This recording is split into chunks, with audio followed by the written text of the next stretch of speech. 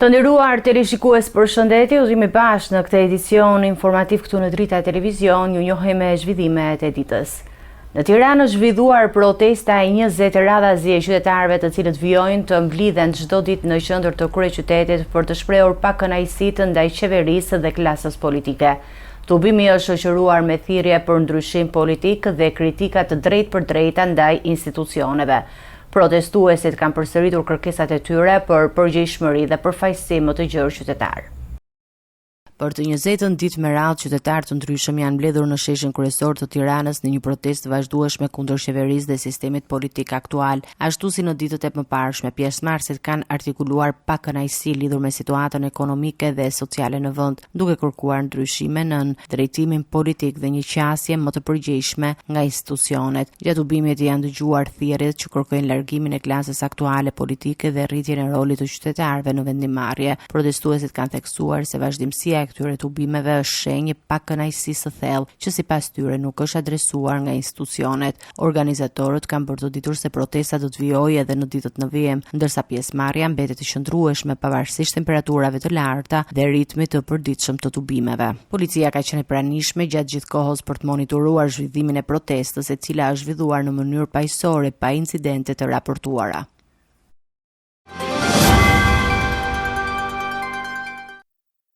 Partia Socialiste do të zhvillojë këtë fundjavë një mbledhje të zgjeruar me deputetë dhe anëtar të kabinetit qeveritar. Takimi do të përqendrohet tek prioritetet e procesit të integrimit evropian, puna legjislative dhe zhvillimet që lidhen me projektin e Zvërnecit. Çështja e këtij investimi pritet që të zërë një vend të rëndësishëm në diskutime për shkak të debatit publik dhe reagimeve që kanë ngjallur brenda dhe jashtë vendit. Deputetët socialistë dhe anëtarë të qeverisë do të mblidhen të shtunën në një takim të zgjeruar, i cili do të mbahet në Pallatin e Brigadave në drejtimin e kryeministrit Edi Rama dhe drejtuesve të grupit parlamentar. Mbledhja vjen në vazhdon e takimeve periodike që mazhoranca po organizon për të koordinuar prioritetet politike dhe institucionale me theks të veçantë të procesit të anëtarësimit të Shqipërisë në Bashkimin Evropian. Një pjesë e rëndësishme e diskutimeve pritet i kushtohet projektit të planifikuar në Zvernec, i cili gjatë javëve të fundit është shoqëruar me debate publike, protesta qytetare dhe interes të shtuar nga faktorë ndërkombëtar. Përfaqësuesit e qeverisë pritet paraqisin informacion mbi hapat e djegura deri tani dhe argumentet që mbështesin realizimin e investimit. Në agjendën e takimit do të përfshihen gjithashtu eceria e reformave të kërkuara në kuadër të integrimit evropian, puna e institucioneve në përmbushjen e detyrimeve ndaj Brukselit, si dhe projekt ligjet që pritet të shqyrtohen në sesionin e ardhshëm parlamentar. Sipas organizimit të parashikuar, deputetët do të kenë kohë të kufizuar për të paraqitur qëndrimet dhe vlerësimet e tyre mbi temat e rendit të ditës, ndërsa në përfundim pritet përcaktohen edhe objektivat politike dhe legjislative për javët në vijim. Kryetari i Partisë Demokratike Sali Berisha ka akuzuar qeverinë dhe institucionet publike për mënyrën e regjistrimit të një prone në zonën e Vunojit, e lidhur sipas tij me një person të dyshuar për aktivitet kriminal. Në fokus të deklaratave të tij ishte procedura e regjistrimit në kadastër dhe dokumentacioni që shoqëron pronësinë. Berisha pretendon se në këtë proces janë evidentuar parregullsi dhe mungesa të dhënave dhe ka ngritur akuza për përfshirje të zyrtarëve të administratës. Kryetari i Partisë Demokratike Sali Berisha ka zhvilluar një konferencë për shtyp ku ka folur për një rast pronësie në zonën e Vunojit të lidhur me një projekt ndërtimi në Bregdet. Ai është ndalur te mënyra e regjistrimit të një parcele toke, duke pretenduar se në dokumentacionin e dorëzuar pranë institucioneve mungojnë elemente që sipas tij janë thelbësore për vlerëshmërinë e transaksionit. Berisha ka ngritur dyshime mbi procedurat e ndjekura në kadastër, duke deklaruar se prona në fjalë është trajtuar fillimisht si e bllokuar dhe më pas është regjistruar pavarësisht pretendimeve për mungesa në dokumentacionin shoqërues. Toka që Isa Alia i ka blerë në breg të detit në Jalë është me çmime jashtëzakonisht të ulta qesharake. Këtë tokë në zonën kadastrale me një sipërfaqe prej 15.000 m2, Isa Aliu e ka blerë me vetëm 6 milion lek të reja, ose me kursin e kohës e ka blerë gjithsejt me 53.000 apo 54.000 euro. I bie 3-4 euro metri katror. Nga dokumentat rezulton se prona ishte bllokuar nga ASHK-ja për mungesë dokumentacioni si raporti i vlerësimit dhe kontratat e shitjes. Toka nuk ka shitës. Ky është shteti i Edi Ramës, i narkoshteti i Edi Ramës. Berisha shpjegoi edhe arsyeën e bojkotit të opozitës në seancën plenare të së njëjtës. Amnistia është një e drejtë kushtetuese e parlamentit, e cila duhet të ushtrohet jashtë çdo abuziviteti. Edi Rama ka shtruar amnistin në një rit të përvitshëm, me të cilin ai shumë fishon kriminalitetin, me të cilin godet rënd drejtësinë. Amnistit bën kur çdo vit, bën periodike, të ligji që kanë hartuar këta i detyron shumicën e atyre që gjoja përfitojnë të kalojnë nga gjykata e apelit. Po kjo e bën amnistin e shton në një proces gjoba universale për ata të cilët janë dënuar. Berisha komentoi edhe incidentin e ndodhur në dyert e selisë së blu mes mbështetësve të tij dhe protestuesve. Thirrjet, përpjekja për të krahasuar Ramën me Berishën janë që të gjitha lidhen me opozitën e opozitës, vegël e qeverisë. Janë dhe disa individë dhe grupeve të vogla të paguara nga armiku i përjetshëm i Saliberisë, George Soros. Qeveria ka vendosur të jap fund funksionimit të bordit të transparencës për karburantet, mekanizmi që prej disa muajsh përcaktonte çmimet e hidrokarbureve në vend. Ministria e Inovacionit dhe Ekonomisë Delina Ibrahimaj tha se stabilizimi i çmimeve në tregjet ndërkombëtare dhe ulja e tensioneve gjeopolitike kanë bërë të panevojshme vijimin e këtij institucioni. Ai u ndal gjithashtu edhe tek projekti i Zvernecit dhe sektori i ndërtimit, duke theksuar se qeveria mbetet e fokusuar tek zhvillimi i turizmit dhe respektimeve të ligjeve. Qeveria shqiptare ka vendosur të mbyllë funksionimin e bordit të transparencës për karburantet, organit që monitoronte dhe përcaktonte çmimet e shitjes së hidrokarbureve në tregun vendas. Ministri i Ekonomisë dhe Inovacionit Delina Ibrahimaj bëri të ditur se vendimi është marrë pas stabilizimit të çmimeve në bursa ndërkombëtare dhe uljes së pasigurive që lidhen me zhvillimet gjeopolitike në lindjen e mesme. Ne sot vendosëm që do të ndërpresim bordin e transparencës, i cili prej disa muajsh tashmë është në funksion në zbatim të ligjit dhe për hidrokarburet. Kanë qenë disa muaj të cilat kanë pasur luhatje të rëndësishme të çmimeve të karburanteve dhe në fakt prej më shumë se 2 javësh çmimi ka ardhur duke u reduktuar, çmimet e bursës janë stabilizuar, siç edhe jeni bërë me dije në kontekstin gjeopolitik është arritur një marrëveshje dhe kanali Ormuzit do të zhbllokohet, pra situata në linjën e mesme tashmë ka më pak paqartësira, tregu i hidrokarbureve është stabilizuar dhe kjo është arsye pse ne vendosëm që ta përfundojmë funksionimin e bordit të karburanteve. Gjatë konferencës për media, Ibrahimaj u pyet edhe për projektin e shumë debatuar në Zvernec. Ajo deklaroi se qeveria nuk ka ende një projekt përfundimtar dhe se aktualisht po kryen studime nga ekspertë dhe arkitektë ndërkombëtar. Në momentin që do të na vi një projekt i cili do të ketë një studim të impaktit në mjedis, do të analizohet nga strukturat e qeverisë dhe do të bëhet transparent pa diskutim. Por sigurisht që ne duam që një projekt i kësaj përmase financiare të vinë në Shqipëri, jo vetëm për paratë që ai sjell në ekonominë shqiptare, jo vetëm për ndikimin që ai sjell në ekonominë shqiptare, por edhe për imazhin, për standardet që sjell në turizëm dhe për impaktin që mund të ketë edhe në sektorin e turizmit në hotele të tjera. Ministria komentoi edhe debatet mbi qarkullimin e parave të pista në sektorin e ndërtimit, duke theksuar se hetimet institucioneve ligjzbatuese vijojnë dhe se fenomene të tilla nuk janë të kufizuara vetëm në Shqipëri, por hasen edhe në vende të tjera. Është një sektor i cili është thellësisht i financuar nga sistemi bankar dhe është, siç thash, në fokus të analizave të monitorimeve të her pas hershme, pasi patjetër që është një sektor me risk në të gjithë botën, jo vetëm në Shqipëri. Bordi i transparencës ndërhyri për herë të parë në 26 mars dhe gjatë aktivitetit të tij zhvilloi 37 mbledhje në të cilat përcaktohen çmime referuese të karburanteve për tregun shqiptar.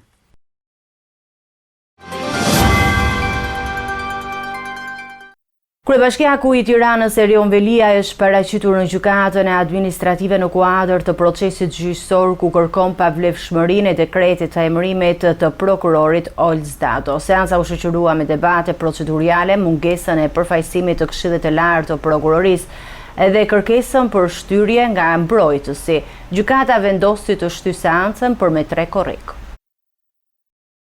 Kryetari i Bashkisë së Tiranës Erion Velia është paraqitur në gjykatën administrative për një çështje gjyqësore ku kërkohet pavlefshmëria e dekretit të emërimit të prokurorit Olz Dado në vitin 2008. Seanca u zhvillua mes debatit procedurial kur Këshilli i Lartë i Prokurorisë nuk u përfaqësua në sallë, ndërsa prokurori Dado u mbrojt nga avokati i tij. Mbrojtja e Veliait kundërshtoi qëndrimin e KLP-s për mos legitimimin e kryebashkiakut si palpadice duke kërkuar vijimin e procesit. Gjykata administrative nuk lejoi transmetimin live të seancës duke mbajtur në fuqi vendimin e mëparshëm që kufizon publikimin e zhvillimeve proceduriale. Ky vendim u kritikua nga pala mbrojtëse Veliait, e cila e cilësoi procesin të mbyllur dhe me mungesë transparence. Përfaqësuesi ligjor i Veliait, Plaren Dreca, i cilësoi situatën si një proces të mbyllur dhe të papranueshëm nga pikpamja e transparencës, duke theksuar se mungesa e publikimit dëmton besimin e publikut në drejtësi. Ndërkohë, një kërkesë e depozituar nga shoqata Asociacioni Kombëtar i Medias dhe Drejtësisë për të bërë palë në proces sodhi shtyrjen e seancës pasi mbrojtja e Veliait kërkoi kohë për të njohur me kërkesën. Gjykata vendosi që seanca të vijojë me 3 korrik në orën 13. Një ditë pasi SPAK paraqiti listën e dëshmitarëve në procesin gjyqësor ndaj Ilir Metës, ky i fundit ka paralajmëruar një strategji të gjerë mbrojtjeje në gjykat. Kreu i Partisë së Lirisë deklaroi se do të kërkojë thirrjen e rreth 100 dëshmitarëve, mes tyre diplomat, zyrtar amerikan dhe përfaqësues të kompanive lobuese të përfshira në dosje. Meta pretendon se gjatë procesit do të dalin në dritë fakte që sipas tij nuk janë hetuar për vite me radhë.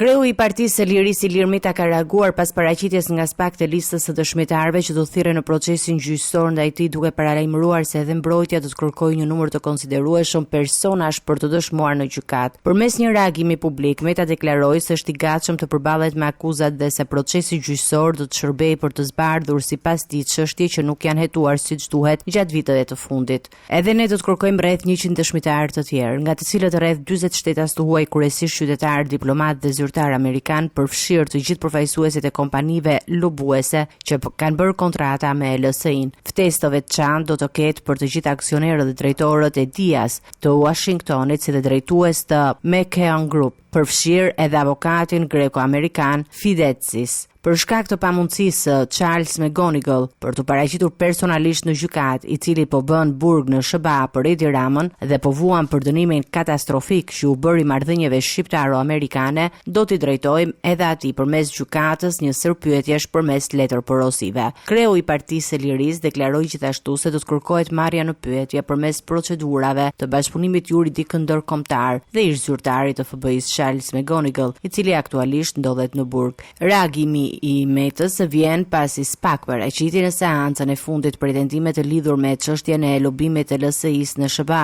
dhe kërkoi dëgjimin me 10 dëshmitarëve në funksion të procesit. Ilir Meta ndodhet në paraburgim që prej tetorit të vitit 2024 pas arrestimit me urdhër të prokurorisë së posaçme. Ai po përballet me akuza për korrupsion dhe pastrim parash, ndërsa çështja vijon të shqyrtohet nga gjykata e posaçme kundër korrupsionit dhe krimit të organizuar. Procesi pritet të hyjë në një fazë të rëndësishme ku palët do të paraqesin provat dhe dëshmitarët e tyre përpara gjykatës.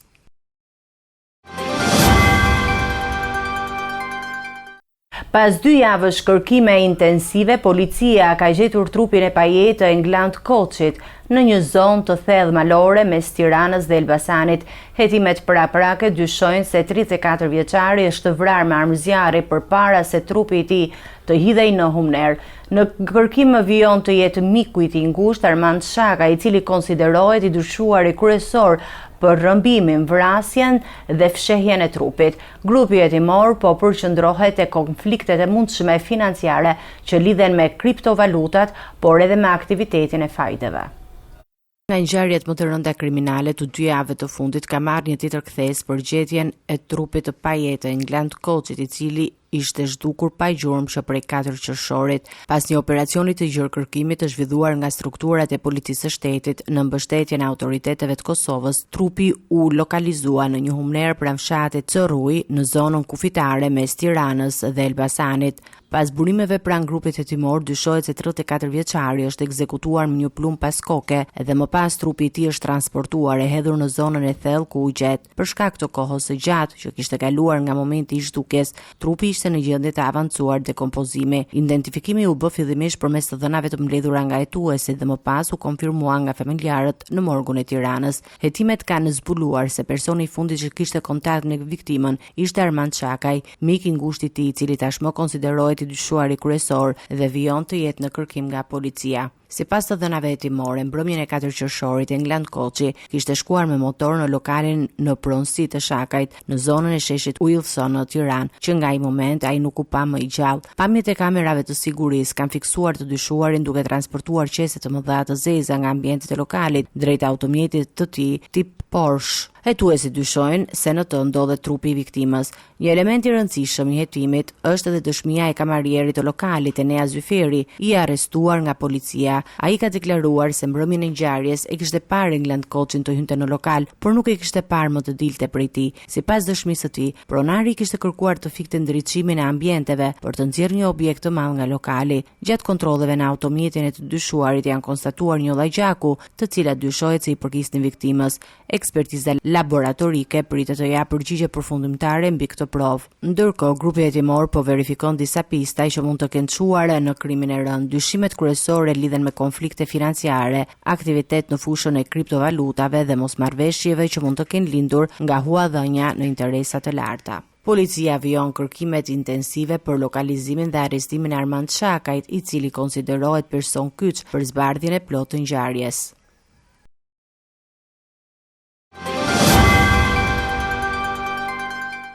Dy vajza të mitura kanë humbur jetën tragjikisht në plazhin e Tales në Lezhë pasi janë mbytur në det.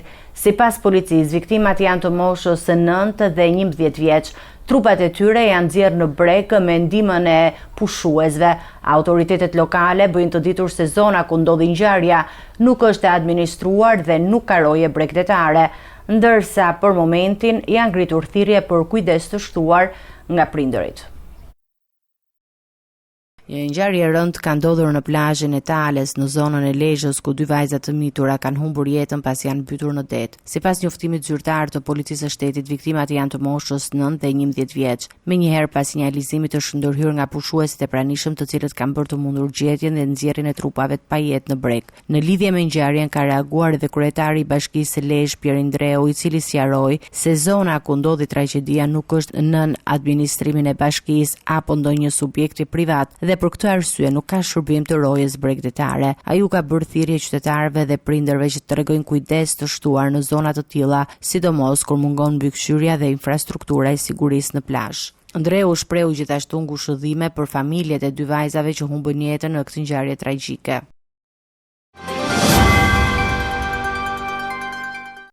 Gjykata e posaçme ka lënë në fuqi masat e sigurisë për 4 të arrestuarit e dyshuar për rrëmbimin dhe vrasjen e Renis Dobrës. Gjatë seancës janë zbardhur edhe detaje nga incidenti i ndodhur pak ditë më parë në ambientet e gjykatës, ku Petrit Çakri u dhunua nga vëllezërit të Buzhgjoka. Të dyshuarit kanë mohuar për fshirje në krim, ndërsa kanë kërkuar falje për përplasjen fizike. Ndërkohë, autoritetet po hetojnë veçmas incidentin e regjistruar brenda sallës së gjyqit.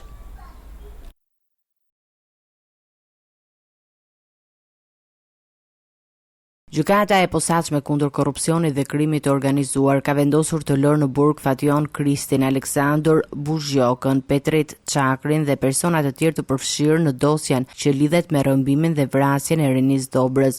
Gjatë seancës gjyqësore, vëllezërit të Buzhgjoka kundërshtuan akuzat dhe deklaruan se nuk kanë lidhje me ngjarjen e ndodhur një vit më parë. Ata kërkuan gjithashtu falje për incidentin fizik të ndodhur në ambientet e gjykatës, ku sulmuan Petrit Çakrin, i dyshuar si bashkëpunëtor në të njëjtën çështje. Sipas deklarimeve të tyre, përplasja ndodhi pasi Çakri kishte ofenduar gjatë seancës. Ky pretendim po verifikohet nga grupi hetimor që po shqyrton ngjarjet e ndodhura brenda ambienteve të sigurisë së lartë të gjykatës. Ndërkohë, oficerët e policisë së Burgjeve që ndodheshin pranë kafazit të xhamit ku mbaheshin të arrestuar kanë dhënë dëshmitë e tyre para hetuesve. Sipas tyre, sulmi ka qenë i menjëhershëm dhe ka ndodhur pas një shkëmbimi fjalësh mes palëve gjatë zhvillimit të seancës me dyer të mbyllura. Oficerët kanë deklaruar se Petri Çakri kishte kërkuar shtyrjen e gjyqit dhe në ato moment kishte nisur një debat verbal i cili më pas degeneroi në dhunë fizike. Sipas dëshmive, 3 vëllezërit Buzhoka janë ngritur njëkohësisht dhe e kanë goditur Çakrin me grushte. Megjithëse efektivët e policisë së Burgjeve ndërhyn menjëherë për të neutralizuar situatën, i dëmtuari pasi pësoi lëndime që ekspertiza mjekoligjore ka klasifikuar si plagosje të lehtë të kryer në bashkëpunim. Pas incidentit, Petri Çakri mori ndihmë mjekësore dhe depozitoi kallëzim penal ndaj autorëve të dyshuar të sulmit. Nga ana tjetër, janë marrë në pyetje edhe vëllezërit të Buzhoka, ku sipas burimeve hetimore, njëri prej tyre ka pranuar se e ka goditur i pari pas ofendimeve që pretendon se janë bërë ndaj familjarëve të tij. Ngjarja ka ngritur pikpyetje edhe mbi sigurinë e ambienteve në gjykatën e posaçme, ndërsa hetimet vijojnë paralelisht me dosjen kryesore për rrëmbimin dhe vrasjen e Renis Dobrës. Të gjithë arrestuarit vazhdojnë të mohojnë përfshirje në krim, për të cilin po hetohen, ndërsa SPAK po vijon mbledhjen e provave për zbardhjen e plotë të ngjarjes.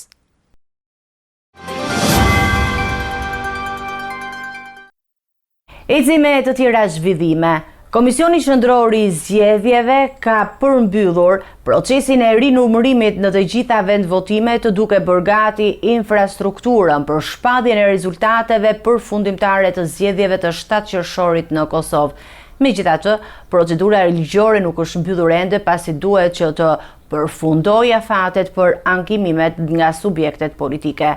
Në këtë klim politike, drejtuesit e institucioneve me detyrë kanë dhënë sinjale për nisjen e negociatave për formimin e institucioneve të reja.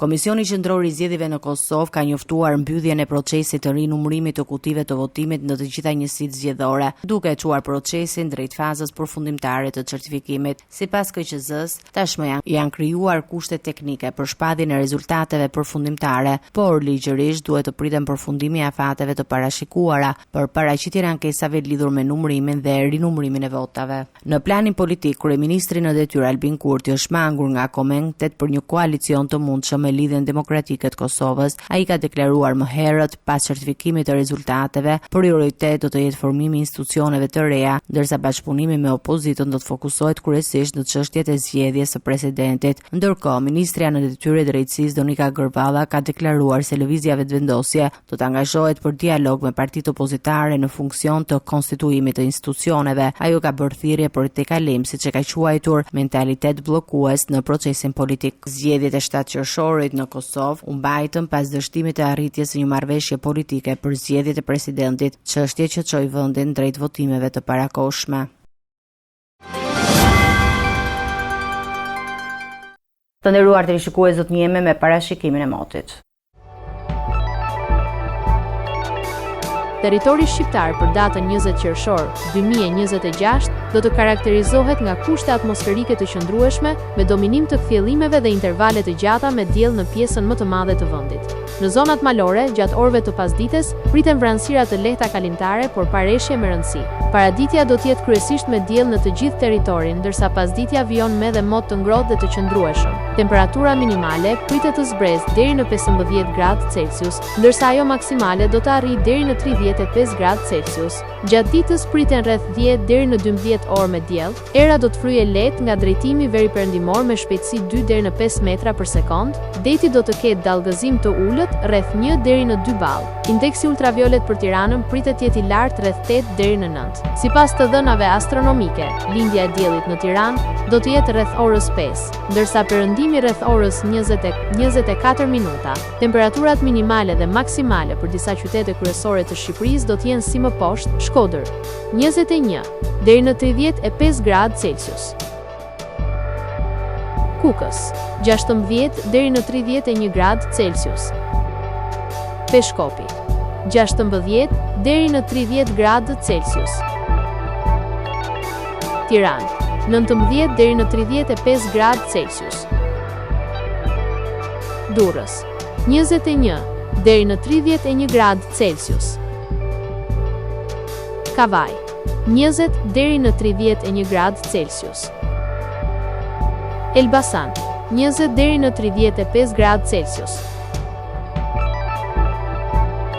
Berat, 21 deri në 35 gradë Celsius. Korç, 15 deri në 28 gradë Celsius. Vlorë, 21 deri në 31 gradë Celsius.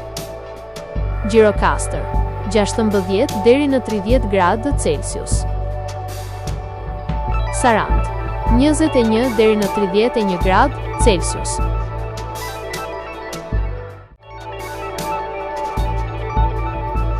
Territori i Kosovës për datën 20 qershor 2026 do të karakterizohet nga mot relativisht i qëndrueshëm me alternime mes kthjellimeve dhe vranësirave kalimtare.